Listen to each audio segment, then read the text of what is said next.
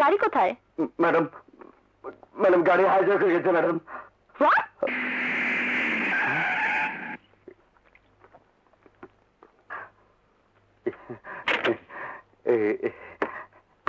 Sir আপনি মহান, আপনি বড় মহান, আপনি আমার গাড়িটাকে বাঁচাইছেন। এই নিন আপনার চাবি। কি এর লাগিয়া পরের জন্য কপালটা ফাটাইলা? পরের জন্য না, অন্যায়ের বিরুদ্ধে সবাইকে এগিয়ে আসা উচিত। পরপর দুটো দুর্ঘটনার হাত থেকে আপনি আমাকে বাঁচালেন। মনে হয় আপনার রাশির সাথে আমার একটা গরিবের সঙ্গে বড় লোকের রাশির মিল হয় না ম্যাডাম। আহা, আপনি সেই প্রথম দেখা থেকে ধনী আর গরিবের মধ্যে দ্বন্দ্ব সৃষ্টি করে আসছেন। কেন বলুন তো? আমার কাছে তো গরিব আর বড় লোকের মধ্যে কোনো পার্থক্য নেই। আমারও ছিল না, কিন্তু শহরে আসার পর থেকে বড় লোকের চেহারা দেখে বড় লোকের প্রতি আমার ঘৃণা জন্মে গেছে। সব বড় লোকেরাই ঘৃণার নয়। চলুন। কোথায়? আপনি আমার দুটো উপকার করেছেন, আমি আপনার একটা করি। আপনার কপাল থেকে যে রক্ত পড়ছে সেটা আগে থামানো দরকার। গরিবের রক্ত পড়ে গেলে কোনো ক্ষতি হয় না ম্যাডাম। প্লিজ, আমি ধনী গরিব বুঝি না। আমি বুঝি প্রত্যেকটা মানুষের শরীরে একই পরিমাণ রক্ত থাকে, সেটা পড়ে গেলে নিশ্চয়ই ক্ষতি হবে। আর আমার উপকারের বিনিময়ে আমি আপনার এই ক্ষতিটা করতে পারি না। চলুন। কি ব্যাপার? আর ভাবার কিছু নেই, চলুন তো। আসুন, বসুন। আপনি আমাকে ডাক্তারের কাছে নিয়ে গেলেন, সেখান থেকে আবার বাড়িতে নিয়ে এলেন, আবার এখন কোনো কথা বলবেন না, আপনি বসুন। আচ্ছা আচ্ছা, আমি এক্ষুনি আসছি। জি।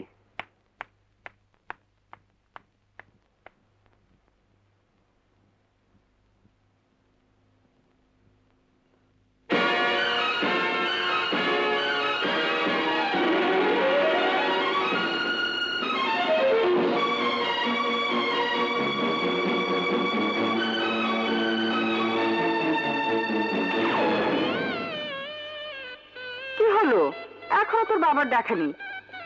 দেখো তো কি কাণ্ড। শুধু ওর বাবার কথা বলছো কেন? আমার সাহেবেরও তো দেখা নেই। ওদের জন্য দেরি করে কোনো লাভ নেই, চলো আমরা আগ পড়িয়ে দিই। আসুন মৌলভী সাহেব। ছোট বাচ্চাদের বিয়ে পড়ার কোনো নিয়ম নাই, এ বেআইনি কাজ করলে পুলিশ আমাকে ধরে নিয়ে যাবে, এই কাজ আমি করতে পারবো না। ঠিক আছে, সরকারি খাতায় না হোক, আমরা আমাদের মনের খাতায় আমাদের দুই ছেলে মেয়ের বিয়ে ঠিক করে যাব। মায়া, রাজুর বাবা রুবির বাবার এ বিয়েতে মত নেই, তা আমি ঠিক বুঝতে পেরেছি। না, রাজুর বাবার মত ঠিকই আছে, কিন্তু সে একটা মিটিং এ গেছে, বলেছে মিটিং শেষে তাড়াতাড়ি চলে আসবে। পাবলিকের কাজ করতে গেলে ঘরের কাজে মন থাকে না। এই নাও মা, এই আংটিটা পরিয়ে দাও।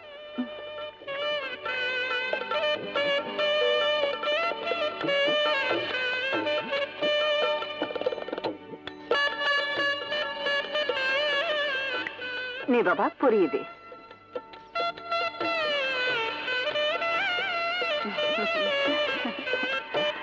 ভাবি, ভাবি সর্বনাশ হয়ে গেছে, রাজু বাবা মিটিং এ বোমা লাগাতে মারা গেছে।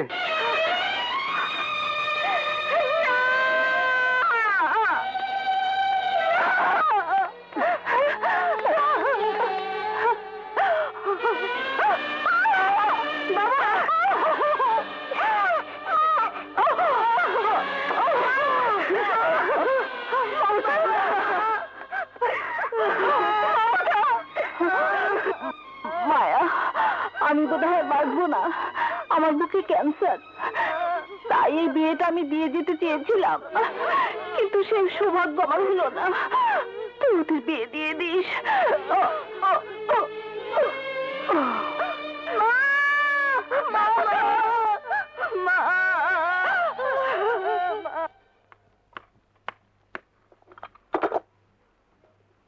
আমাদের দুবার দেখা, কিন্তু আপনার নাম আমার এখনো জানা হলো না।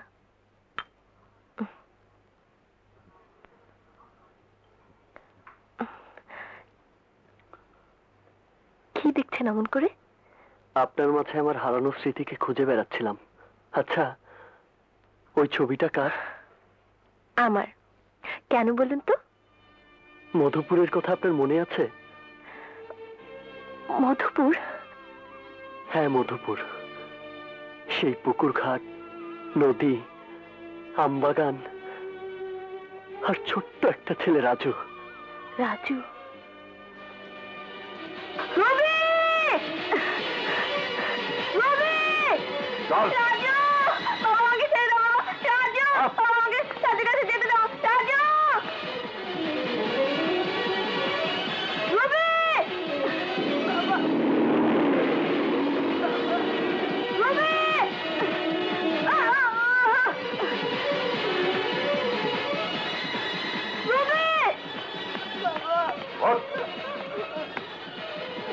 জানবেন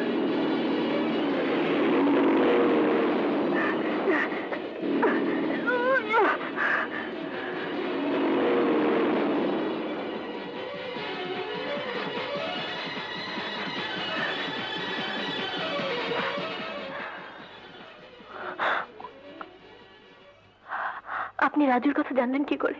বলুন, আমার রাজু কোথায়? বলুন, আমার রাজু কোথায়? তুমি তোমার রাজুকে চিনতে পারছো না রুবি?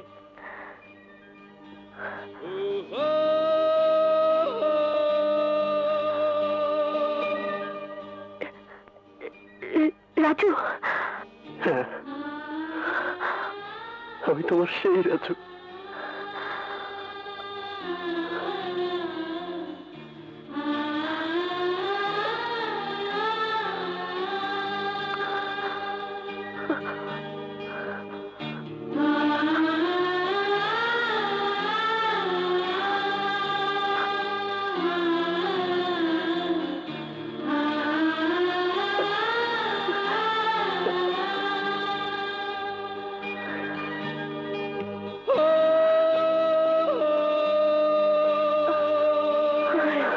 রুবি, আমার রাজুকে তুমি দেখে রেখো, তার স্বপ্নকে পূরণ করো। তাকে তুমি সুখে রেখো আল্লাহ, তাকে তুমি সুখে রেখো। মা, মা, মা, মা, মা, এই দেখো মা, কাকে নিয়ে এসেছি। খালা, তুমি কেমন আছো? আমাদের কথা একদম ভুলে গেছো মা, তাই না? রুবি। রুবি? না রে মা, তোদের কথা আমি একটুও ভুলিনি। তুই তো আমার প্রাণ প্রিয় সইয়ের মেয়ে, আমার রাজুর বাগদত্ত স্ত্রী। তোদের কথা কি আমি ভুলতে পারি? মা, আমরা তোমাকে নিতে এসেছি। আমি শহরে কাজ পেয়েছি, এবার আমি তোমাকে নিয়ে যাব। না না, আমি গ্রাম ছেড়ে যেতে পারবো না। তোরা যা, তোরা সুখে থাকলেই আমার সুখ। আমরা বুঝি তোমার কেউ না? আমাদেরকে ছেড়ে তুমি একা একা এখানে থাকবে? হ্যাঁ মা, আমি তোমার কোনো কথাই শুনবো না। তোমাকে এবার আমার সঙ্গে যেতেই হবে। দরকার হলে তোমাকে আমি মাথায় তুলে নিয়ে যাবো। আরে আচ্ছা আচ্ছা, সে যাওয়া যাবে। এখন চল তো ঘরে চল। চলো মা। আয়।